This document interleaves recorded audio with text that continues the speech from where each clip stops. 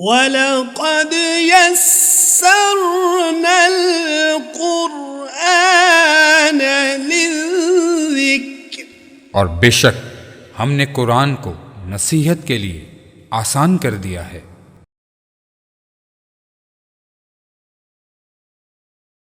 اعوذ باللہ من الشیطان الرجیم، بسم اللہ الرحمن الرحیم۔ معزز ناظرین و سامعین، اللہ رب العزت کے فضل و کرم اور حضور نبی رحمت علیہ افضل الصلوات و تسلیمات کے نعلین پاک کے تصدق سے عرفان القرآن کورس کی 10ویں نشست اور 10ویں لیکچر میں ہم شریک ہیں۔ حسب معمول سب سے پہلے آج کی تجوید کا سبق پڑھیں گے۔ تجوید میں آپ یہ ذہن نشین کر لیں کہ آج کا جو سبق ہے وہ انتہائی اہم سبق ہے، جس کا نام ہے حروف اظہار یا حروف حلقی۔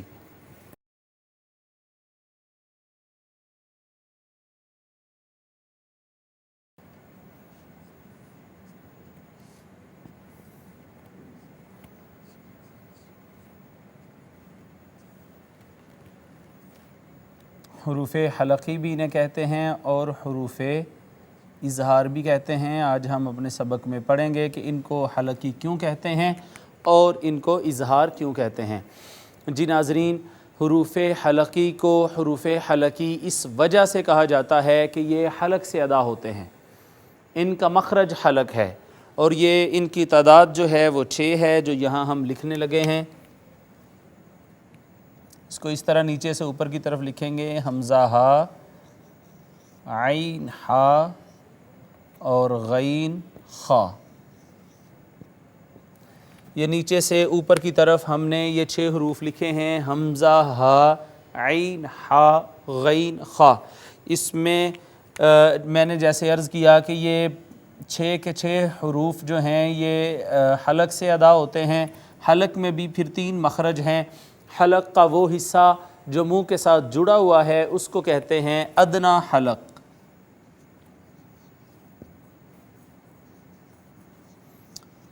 دنا یدنی کا معنی ہوتا ہے قریب ہونا۔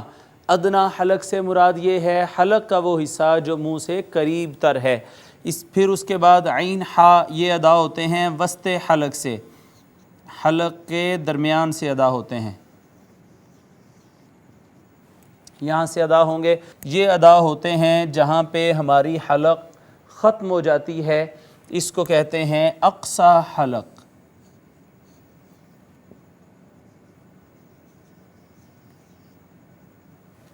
اقصی کا معنی ہوتا ہے دور ہونا، تو حلق کا یہ حصہ چونکہ منہ سے دور ہے اس وجہ سے اس کو اقصی حلق کہتے ہیں۔ تو ناظرین، آپ نے دیکھا کہ حروف حلقی ان کی تعداد 6 ہے۔ ان کو حروف حلقی اس وجہ سے کہا جاتا ہے کہ یہ حلق سے ادا ہوتے ہیں۔ حلق میں پھر 3 مخرج ہیں۔ پہلا حلق کا وہ حصہ جو منہ کے ساتھ جڑا ہوا ہے، قریب ترین ہے، اس کو کہتے ہیں ادنا حلق۔ حلق کا وہ حصہ جو درمیان والا ہے اس کو کہتے ہیں وسط حلق، اور حلق کا وہ حصہ جو منہ سے دور ہے اس کو کہتے ہیں اقصی حلق۔ اقصی کا معنی ہوتا ہے دور ہونا۔ اس سے بھی زیادہ آسان انداز میں آپ اس کو سمجھنا چاہیں تو یوں سمجھیں، ادنا حلق سے مراد ہے ابتدائے حلق، وسط حلق سے مراد ہے درمیانے حلق، اور اقصی حلق سے مراد ہے انتہائے حلق۔ اقصی حلق سے ادا ہوئے حمزہ ہا، عین ہا ادا ہوئے وسط حلق سے، اور غین خا ادا ہوں گے ادنا حلق سے۔ ان کو کہتے ہیں حروف حلقی۔ حروف حلقی جیسے کہ آپ نے پڑھا کہ مخرج کے اعتبار سے انہیں حروف حلقی کہا جاتا ہے، اور ان کے نکلنے کے اعتبار سے انہیں حروف حلقی کہا جاتا ہے۔ چونکہ یہ 6 کے 6 حروف حلق سے ادا ہوتے ہیں، اس وجہ سے انہیں حروف حلقی کہا جاتا ہے۔ اب ہم دیکھتے ہیں کہ انہیں حروف اظہار کیوں کہتے ہیں۔ تو ان کا حکم بہت اہمیت کا حامل ہے۔ حکم بھی کہتے ہیں، قاعدہ بھی کہتے ہیں۔ ہم یہاں پہ حکم لکھیں گے۔ آپ نے دیکھا کہ میں نے اس کو حکم نہیں پڑھا، کاف کے اوپر زبر نہیں لگائی، اس کو میں نے حکم کہا ہے۔ اس کا حکم لکھنے سے تعلق رکھتا ہے۔ آپ اس کو جلدی سے رائٹ ڈاؤن کیجئے گا، میں آپ کو لکھواتا ہوں۔ نون ساکن یا نون تنوین کے بعد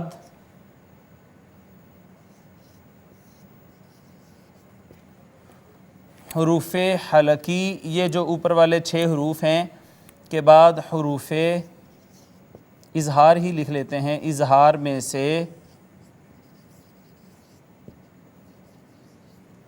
کوئی حرف آ جائے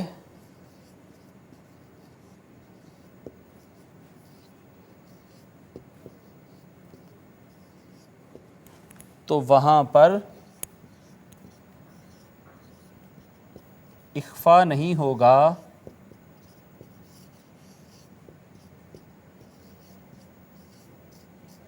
بلکہ اظہار ہوگا۔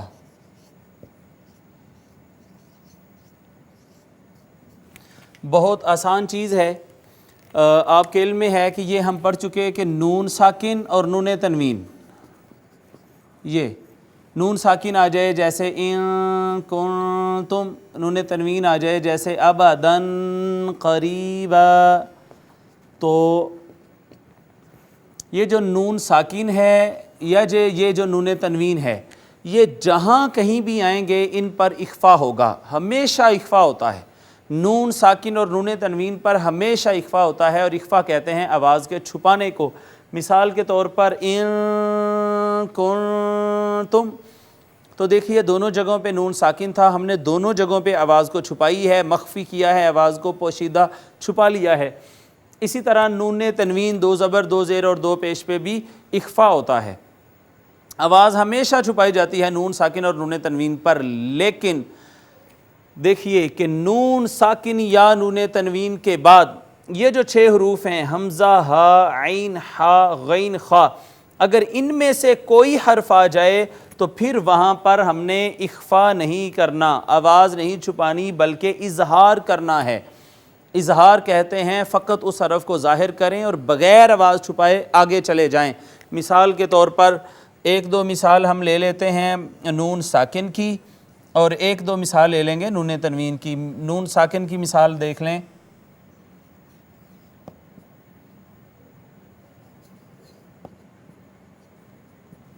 یہ ہے من حقن، یہ نون ساکن ہے۔ نون ساکن پہ ہم نے پڑھا ہوا ہے کہ ہمیشہ اخفا ہوگا، یعنی اس پہ آواز کو چھپائیں گے۔ لیکن یہاں پہ آپ دیکھیے آج کا سبق ہمیں بتاتا ہے کہ نون ساکن کے بعد اگر حروف حلقی میں سے کوئی حرف آ جائے، حروف اظہار میں سے کوئی حرف آ جائے، تو وہ وہاں پر نون ساکن یا نون تنوین پر آواز چھپانے نہیں دیتے، وہاں پر اظہار ہوتا ہے۔ تو اس کو من حقن کی بجائے ہم پڑھیں گے من حقن، من حقن، من، نون کے اوپر آواز چھپائی نہیں جائے گی، اخفا نہیں ہوگا، اظہار ہوگا، فقط نون کو ظاہر کر کے آگے چلے جائیں گے۔ اسی طرح ایک اور مثال، صراط الذین انعمت علیہم، تو آپ دیکھیے انعمت میں بھی نون ساکن ہے، لہٰذا یہاں پر بھی نون ساکن ہے، ہونا چاہیے تھا اخفا، آواز چھپانا چاہیے تھی ہمیں، لیکن آگے چونکہ عین آ گئی اور عین آپ نے دیکھا کہ حروف اظہار میں سے ہے، لہٰذا یہاں بھی اخفا نہیں کریں گے بلکہ یہاں پر بھی اظہار کریں گے، نون کو ظاہر کریں گے، آگے چلے جائیں گے، نون کے اوپر آواز چھپائیں گے نہیں، نون پر رکیں گے نہیں، اور یوں پڑھیں گے صراط الذین انعمت، انعمت، اس کو انعمت نہیں پڑھیں گے۔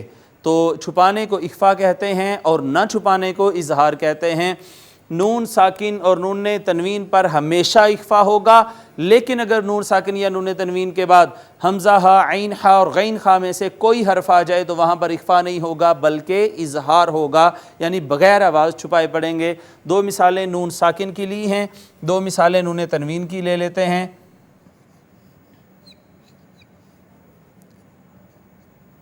علیمن حکیمہ،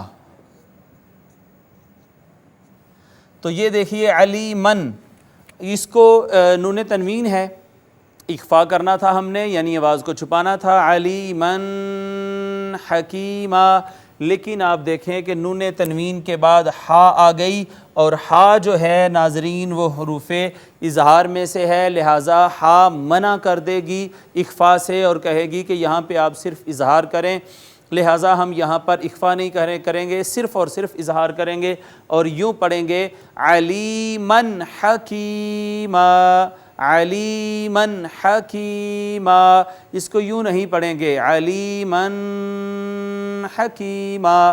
میرے خیال میں یہ بات آپ کو سمجھ میں آ گئی ہے۔ آخری ایک مثال اس ضمن میں نون تنوین کی لے لیتے ہیں۔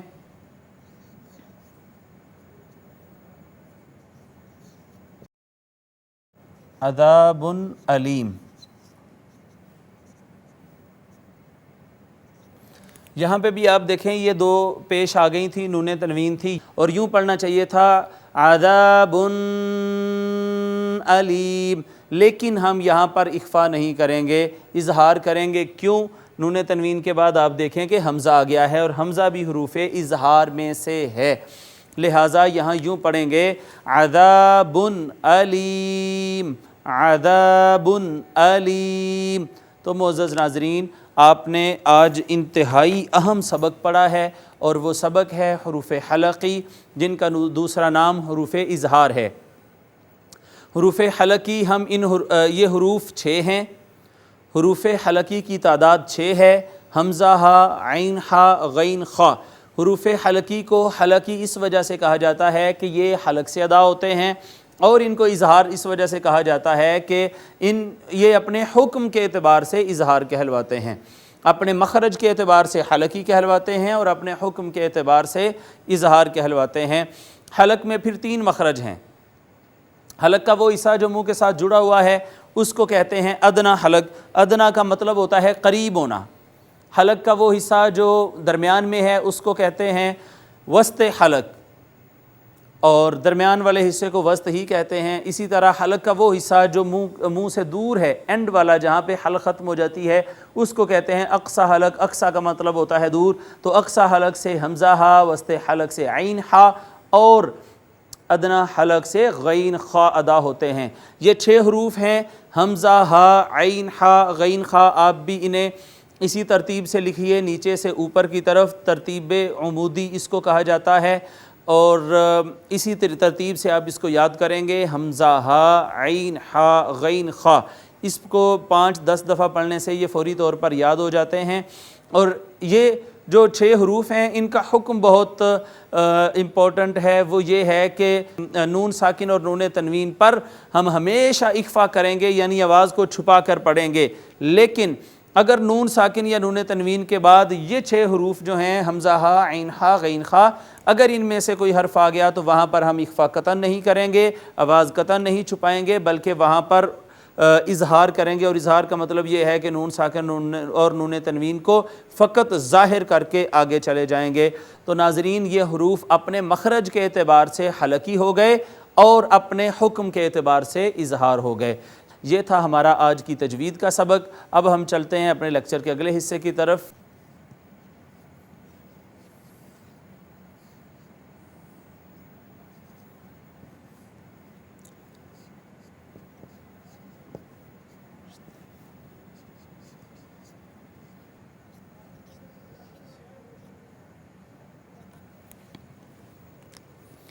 اعراب آج کے سبق کے ہم لگا چکے ہیں، تو آئیے اس کو پڑھتے ہیں، اور پڑھنے کے بعد پھر انشاءاللہ اس کا ترجمہ کریں گے۔ اعوذ باللہ من الشیطان الرجیم، بسم اللہ الرحمن الرحیم۔ اولئک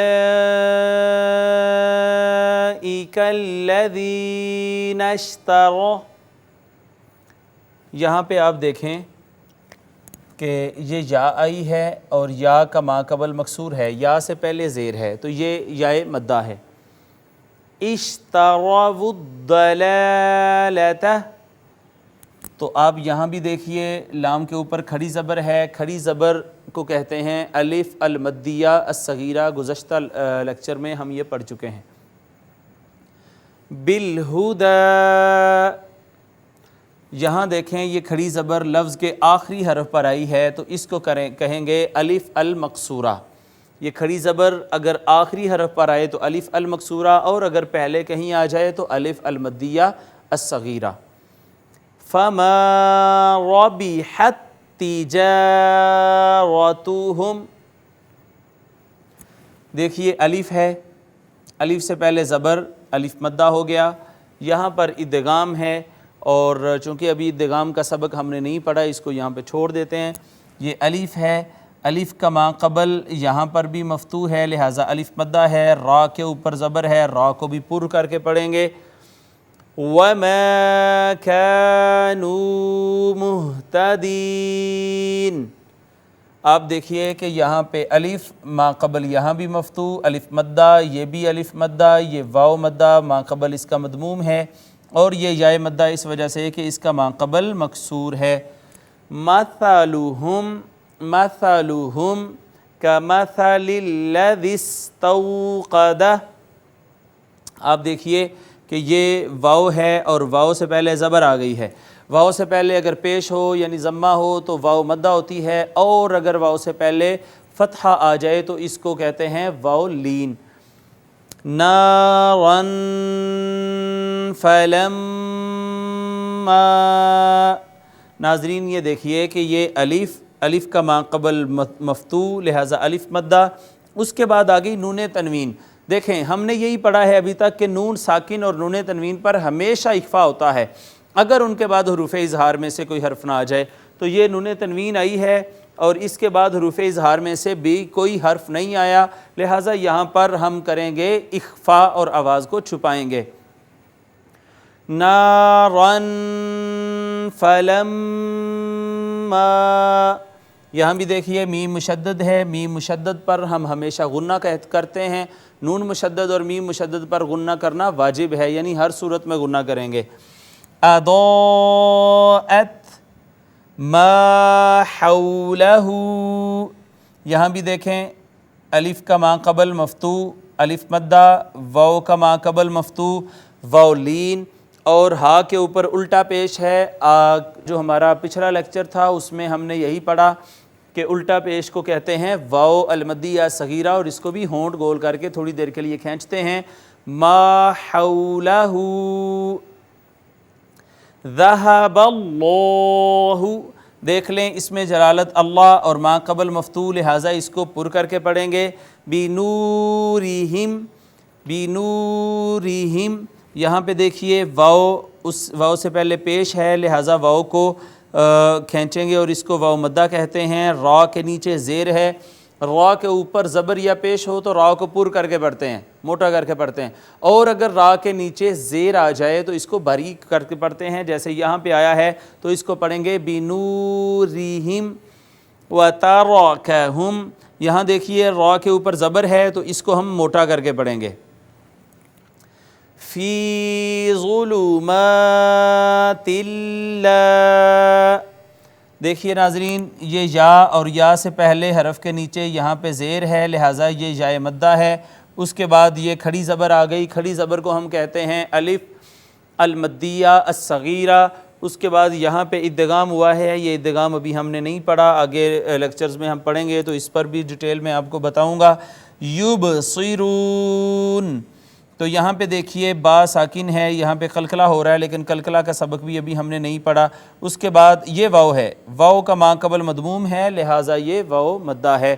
جتنے اسباق تجوید کے ہم پڑھ چکے ان میں سے جو جو احکام آج کے سبق میں آئے ہم نے ان کو پوائنٹ آؤٹ کیا اور ان کی امپلیمنٹیشن یہاں پہ کی ہے۔ اب آئیے اس کے لفظی ترجمہ کی طرف چلتے ہیں۔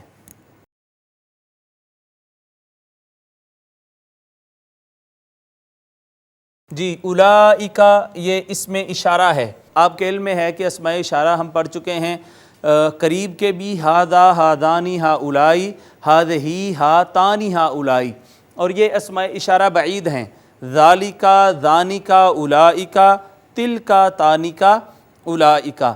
اولئکا اسم اشارہ ہے بعید کا، جمع مذکر آپ کے علم میں ہے اور آپ کو یہ یاد ہونا چاہیے۔ اولئکا اسم اشارہ بعید، جمع مذکر کا صیغہ، اس کا معنی ہے وہ سب۔ الذین اسم موصولہ ہے، یہ بھی جمع مذکر کا صیغہ ہے، وہ سب جنہوں نے، وہ سب جنہوں نے۔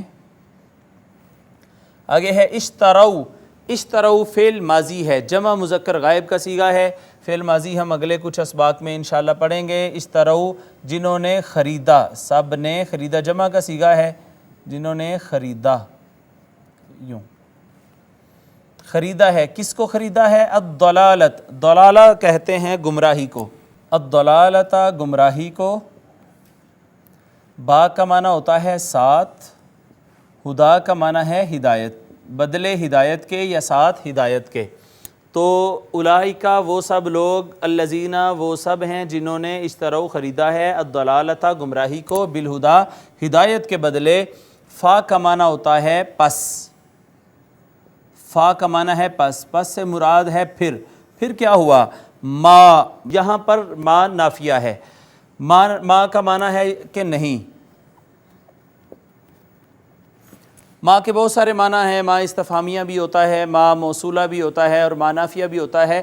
آیت کے سیاق و سباق سے ہمیں پتہ چل جاتا ہے یہاں ما نافیہ ہے، اس کا معنی ہے نہیں، فا پس، ما نہیں پس نہیں۔ آگے ہے ربحت، رابح ربح کہتے ہیں نفع کو۔ تو آپ دیکھیے اس سے پہلے حروف عطین میں سے کوئی حرف نہیں ہے، جو علامات مضارع ہم نے 4 پڑھی ہوئی ہیں، حمزہ، تا، یا اور نون، ان میں سے کوئی بھی ان کے شروع میں نہیں ہے، حمزہ، تا، یا اور نون، یہ حروف عطین علامات مضارع ہیں۔ اگر ان میں سے کوئی ایک حرف بھی کسی فعل کے شروع میں آ جائے تو سمجھ لیں کہ وہ مضارع کا صیغہ ہے، اور اگر ان 4 حروف میں سے کوئی علامت، کوئی حرف کسی فعل کے شروع میں نہ آئے تو اب سمجھیں کہ یہ ماضی کا صیغہ ہے۔ رابحہ کے شروع میں حمزہ، تا، یا نون میں سے کوئی حرف یہاں پہ نہیں ہے، لہٰذا یہ ماضی کا صیغہ ہے، اور یہ صیغہ ہے واحد مؤنث غائب کا۔ رابحہ تو اس نے نفع دیا، اس نے نفع دیا۔ فما ربحت پس نفع نہیں دیا، کس نے نفع نہیں دیا؟ تجارتہم، تجارت اردو کا لفظ ہے، اس کا معنی ہوگا تجارت، پس تجارت نے نفع نہیں دیا، کن کی تجارت نے؟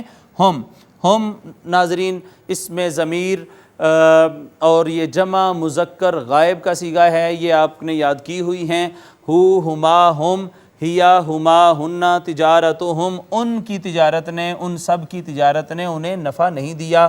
واو کا معنی ہوتا ہے اور، ما کا معنی نہیں، یہ بھی ما نافیہ ہے، جیسے یہاں پہ ما نافیہ آیا تھا، وما اور نہیں، کانو، کانا، کانا، کانو، یہ بھی فعل ماضی جمع مذکر غائب کا صیغہ ہے، کانو وہ سب تھے، وہ تھے، وما کانو اور وہ سب نہیں تھے۔ یا نون دیکھیں اس کے اینڈ پہ بھی آیا ہے، یہ جمع کے لیے ہوتا ہے، ترجمہ ہوتا ہے سب یا سارے، وہ سب نہیں تھے کون؟ ہا دال کا معنی ہدایت ہے، تا میں نے بتایا ہے کہ تا آ جائے یا سین تا آ جائے اکٹھا تو مطلب ہوتا ہے چاہنا، مانگنا، کشید کرنا، حاصل کرنا، طلب کرنا۔ تو چاہنے والے، میم لگ گیا تو اس میں فاعل، مہتدین وہ سب کے سب ہدایت چاہنے والے، وما کانوا مہتدین وہ سب کے سب ہدایت چاہنے والے ہی نہیں تھے۔ اولئک وہ سب لوگ، الذین وہ سب جو جنہوں نے اشتروا خریدا ہے، الضلالۃ گمراہی کو، بالہدا ہدایت کے بدلے، فما پس نہیں، ربحت نفع دیا، تجارتہم ان کے اس سودے نے، اس تجارت نے، وما اور نہیں، کانو وہ اور نہ ہی کانو وہ سب تھے، مہتدین ہدایت چاہنے والے۔ آگے دیکھیے مثلہم، مثل کہتے ہیں مثال کو، تو ترجمہ ہوگا مثال ہے، اردو کا لفظ ہے یہ بھی، کس کی؟ ہم ان کی، ہم یہ بھی دیکھیے اس میں ضمیر ہے جمع مذکر غائب کا صیغہ، ہما ہم، ہیا ہما ہن، مثلہم ہا ہما ہن، ہم اس میں ضمیر جمع مذکر غائب کی، مثلہم مثال ہے، ہم ان سب کی، ان کی مثال ہے، کا مثل، کا مطلب ہوتا ہے جیسے، جیسے مثل مثال ہے، مثلہم مثال ہے ان کی، کا مثل جیسے مثال ہے، الذی اس میں موصولہ آ گیا ہے، یہ جمع کا صیغہ تھا، یہ واحد مذکر کا صیغہ ہے، اس کی جس نے، اس کی جس نے، استوقدہ یہ بھی فعل ماضی ہے اور صیغہ ہے واحد مذکر غائب کا، جس نے جلایا، جس نے جلایا کس کو؟ نارن آگ کو، جس نے آگ جلائی، فا پس میں نے بتایا ہے کہ پس سے مراد پھر ہوتا ہے، پھر کیا ہوا؟ لما جب، لما کا معنی ہے جب، لیکن اگر ہو کلما تو اس کا معنی ہوگا جب بھی یا جب کبھی، جب بھی یا جب کبھی۔ لما کا معنی ہوتا ہے جب، اور کلما کا معنی ہوتا ہے جب بھی اور جب کبھی۔ اضاءت، اضاءت فعل ماضی ہے، یہ تا ہمیں بتا رہی ہے کہ یہ فعل ماضی ہے اور واحد مؤنث غائب کا صیغہ ہے۔ اضاء، ضاء یضوء ضوءا، ضوء کہتے ہیں روشنی کو، ضیاء بھی روشنی کو کہتے ہیں۔ روشن کر دیا، روشن کر دیا۔ ما یہاں پہ موصولہ ہے، معنی ہے جو، حول کہتے ہیں ارد گرد کو۔ ہو دیکھ لیں واحد مذکر غائب کی ضمیر آ گئی ہے، اس میں ضمیر واحد مذکر غائب، اس کا ارد گرد جب روشن ہو گیا، جو اس کا ارد گرد تھا جب روشن ہو گیا، ہو ضمیر کا مرجع یہاں پر الذی ہے، وہ شخص جس نے آگ جلائی، اور جب اس آگ نے اس کا ارد گرد روشن کر دیا، روشنی ہو گئی۔ ذہب اللہ، ذہب فعل ماضی ہے، ذہب یذہب کا مطلب ہوتا ہے جانا، لیکن جب اس کے ساتھ با لگ جاتا ہے تو مطلب ہوتا ہے لے جانا کسی شے کو۔ اسی طرح اتا یاتی کا مطلب ہوتا ہے آنا، مگر اس کے ساتھ بھی جب با لگ جاتا ہے، میں کہتا ہوں اتا بالقلم، فلاں قلم لے کر آیا، آیا نہیں بلکہ قلم لے کر آیا، اور جب ذہبہ کے ساتھ با لگ جاتا ہے تو اس کا مطلب بھی جانا نہیں رہتا، لے جانا ہو جاتا ہے۔ ذہب اللہ بی، اللہ لے گیا، اللہ، اللہ با بھی اس کے ساتھ ہی اٹیچ ہو جائے گی، اللہ لے گیا، کیا لے گیا؟ نور، نور کہتے ہیں روشنی کو، اللہ نے لے لی روشنی، کس کی؟ ہم اس میں ضمیر جمع مذکر غائب کی، ان کی، ان سب کی اللہ نے روشنی لے لی۔ واو کا معنی اور ہوتا ہے تارکا، تارکا فعل ماضی ہے، یہ بھی واحد مذکر غائب کا صیغہ ہے، اردو میں بھی ہم کہتے ہیں ترک کر دینا، اور چھوڑ دیا، اور اس نے چھوڑ دیا، کس کو چھوڑ دیا؟ ہم، یہاں بھی دیکھیں، یہاں بھی دیکھیں، ہر جگہ پہ یہ ہم ضمیر آئی ہے، اس میں ضمیر جمع مذکر غائب کی، اور وا اور تارکا اس نے ترک کر دیا، ہم ان سب کو، ان کو چھوڑ دیا، کہاں چھوڑ دیا؟ فی کا معنی میں، ظلمات، ظلمات جمع ہے ظلمتن کی، اور ظلمت کہتے ہیں اندھیرے کو، تو ظلمات ہو گیا اندھیرے، اندھیروں میں، فی ظلمات اندھیروں میں انہیں چھوڑ دیا۔ لا کا مطلب ہوتا ہے نہیں، حروف نفی میں سے ہے یہ، نہیں، یا آ گئی ناظرین علامت مضارع غائب کی، اور ترجمہ ہے وہ، اسی طرح واو نون آتا ہے جمع کے لیے، ترجمہ ہوتا ہے سب یا سارے، درمیان میں ہے بصر، بصر کا مطلب ہوتا ہے دیکھنا۔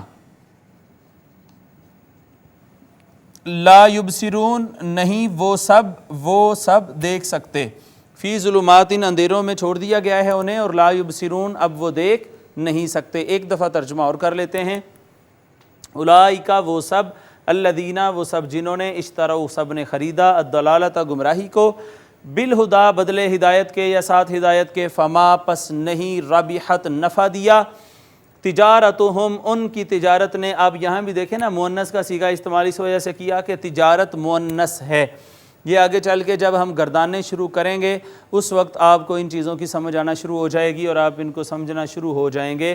وما اور نہیں، کانو وہ سب تھے، مہتدین ہدایت چاہنے والوں میں سے، وہ ہدایت چاہنے والے ہی نہیں تھے، اس وجہ سے ان کے اس سودے نے، اس تجارت نے انہیں نفع ہی نہیں دیا۔ مثلہم ان کی مثال تو ایسے ہے، کمثل جیسے مثال ہے، الذی اس شخص کی، استوقدا جس نے جلایا، نارن آگ کو، فلما پس جب، اضاءت روشن کر دیا آگ نے، ما حولہ اس کا ارد گرد جو تھا، ذہب اللہ بی اللہ نے لے لیا، نورہم ان کی روشنی کو، وترکہم اور چھوڑ دیا ان کو، فی ظلمات اندھیروں میں، لا یبصرون وہ سب دیکھ نہیں سکتے۔ معزز ناظرین، لفظی ترجمہ ہم کر چکے، اب آئیے اس کے بامحاورہ ترجمہ کی طرف۔ اولئک الذین اشتروا الضلالۃ بالہدیٰ فما ربحت تجارتہم وما کانوا مہتدین، یہی وہ لوگ ہیں جنہوں نے ہدایت کے بدلے گمراہی خریدی لیکن فائدہ مند نہ ہوئی ان کی تجارت، اور وہ فائدہ مند اور نفع بخش سودے کی راہ جانتے ہی نہ تھے۔ مثلہم کمثل الذی استوقد نارا فلما اضاءت ما حولہ ذہب اللہ بنورہم وترکہم فی ظلمات لا یبصرون۔ ان کی مثال ایسے شخص کی مانند ہے جس نے آگ جلائی، اور جب اس نے گرد و نواح کو روشن کر دیا تو اللہ نے ان کا نور سلب کر لیا اور انہیں تاریکیوں میں چھوڑ دیا، اب وہ کچھ نہیں دیکھتے۔ ناظرین، یہ تو اس کا بامحاورہ ترجمہ تھا، اب اس کی تھوڑی سی ہم تفسیر کر لیتے ہیں۔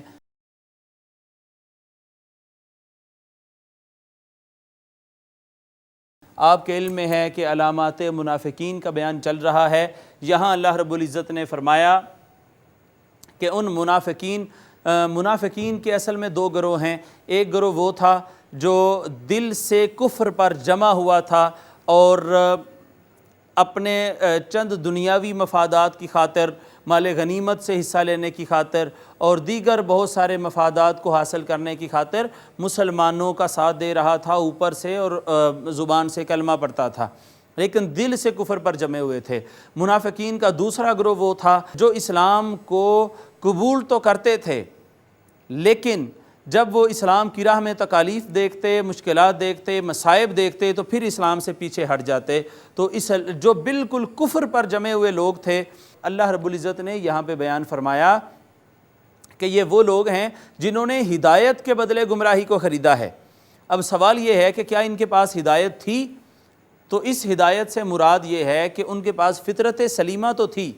آقا علیہ الصلوۃ والسلام نے فرمایا کہ ہر پیدا ہونے والا بچہ دین فطرت پر پیدا ہوتا ہے، فطرت سلیمہ کو بھی انہوں نے بیچ ڈالا۔ دوسری بات یہ بھی ہے یہاں پہ کہ اشتراؤ کا جو معنی ہے وہ ایک چیز کو دوسری چیز کے ساتھ بدلہ کرنے اور لین دین کے معنی میں استعمال ہوتا ہے۔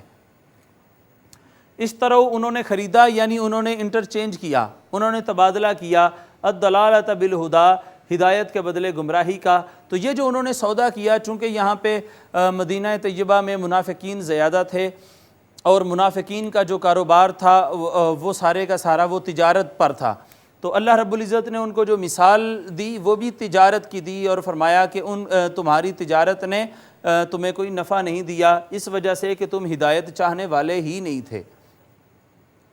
پھر ان کی یہ مثال بیان ہوئی، جیسے میں نے کہا کہ یہ وہ لوگ ہیں جو بالکل کفر پر جمے ہوئے تھے۔ اللہ رب العزت نے فرمایا کہ ان کی مثال تو ایسے ہے جیسے ایک شخص نے آگ جلائی، اس آگ نے جب اس شخص کا ارد گرد روشن کر دیا تو اللہ رب العزت نے ان کا نور سلب کر لیا۔ یہاں آگ سے مراد اسلام ہے۔ حضور نبی اکرم علیہ الصلوۃ والسلام نے جو اسلام کی دعوت انہیں دی اور اسلام کا نور ان تک پہنچایا، جب اس اسلام کے نور نے، اسلام کی ہدایت نے ان کا ارد گرد روشن کر دیا تو ان کے اپنے کفر کے باعث، اپنے عناد کے باعث، اپنے حسد اور اپنے تعصب کے باعث جو انہیں آقا علیہ الصلوۃ والسلام سے بنی اسماعیل میں ہونے کی وجہ سے تھا، وہ دور رہے اسلام کی تعلیمات کو دل سے اپنانے میں، تو اللہ رب العزت نے انہیں اس نور سے فائدہ نہیں پہنچنے دیا اور فرمایا کہ ذہب اللہ بنورہم، اللہ نے پھر ان کے کفر کے باعث اور ان کے اپنے دلی تعصب کے باعث ان سے وہ روشنی، دین کی روشنی اور ایمان اور ہدایت کی روشنی چھین لی۔ فی ظلمات وترکہم فی ظلمات، اور انہیں اندھیروں میں چھوڑ دیا، یقیناً جب اندھیروں میں چھوڑ دیا تو لا یبصرون، وہ اب دیکھ نہیں سکتے۔ معزز ناظرین، ان آیات کی مختصر سی تفسیر ہم کر چکے ہیں۔ اب اپنے لیکچر کے چوتھے حصے کی طرف، جس کا نام ہے حصۃ القواعد، جس میں ہم روز گرامر پڑھتے ہیں۔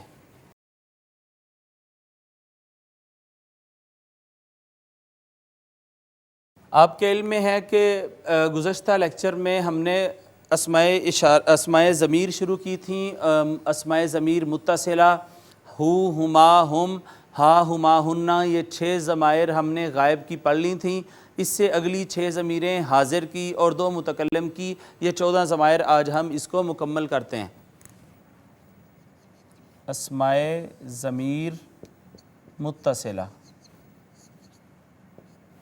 اسی طرح ہم ٹیبل بنائیں گے،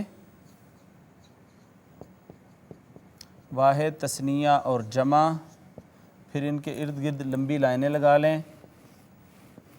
لائنیں لگانے کے بعد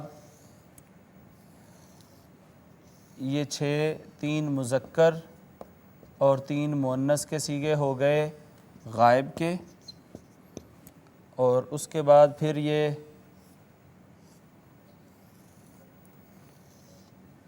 تین مذکر اور تین مؤنث کے صیغے ہو گئے حاضر کے جو آج ہم پڑھیں گے، اور دو آخر میں آئیں گے متکلم کے، یہ ٹوٹل 14 صیغے ہو جائیں گے۔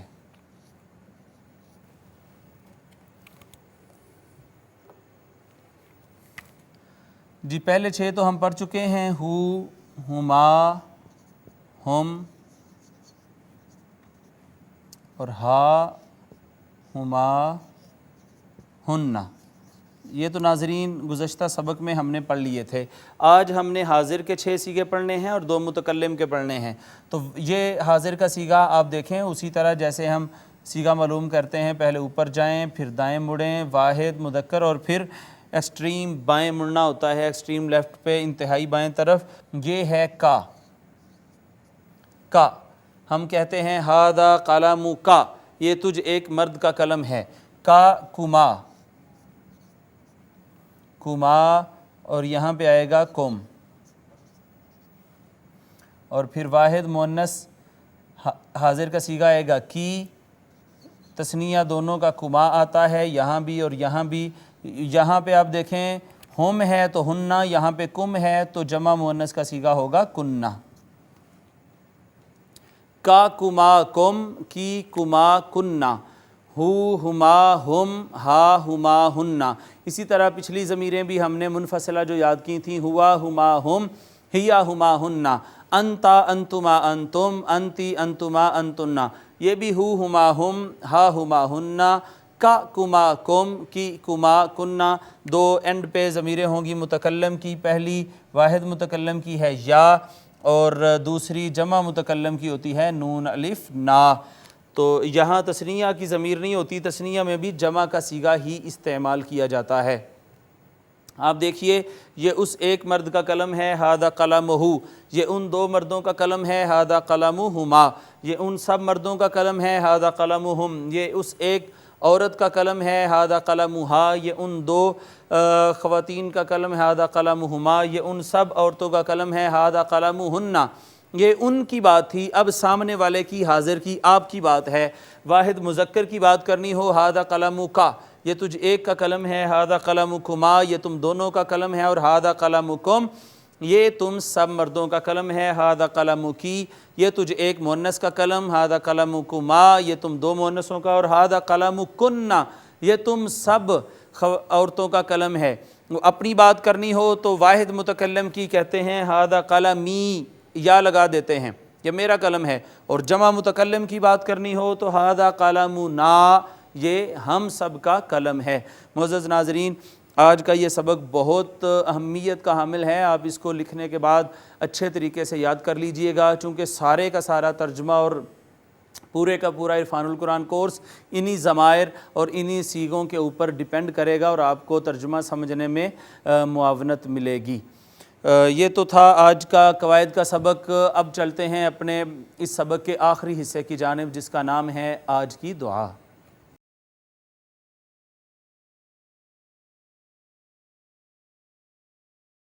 آج ہم جو دعا پڑھ رہے ہیں وہ بھی کم و بیش دن میں ضرور ایک نہ ایک دفعہ ہمیں اس کی ضرورت پڑتی ہے۔ اس دعا کا نام ہے آئینہ دیکھنے کی دعا۔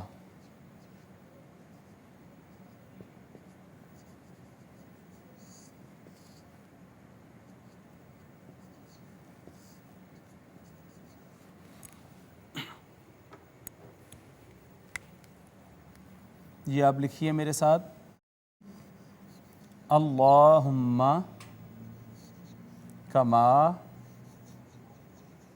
حسنت، اعراب بعد میں لگاتے ہیں، حسنت خلقی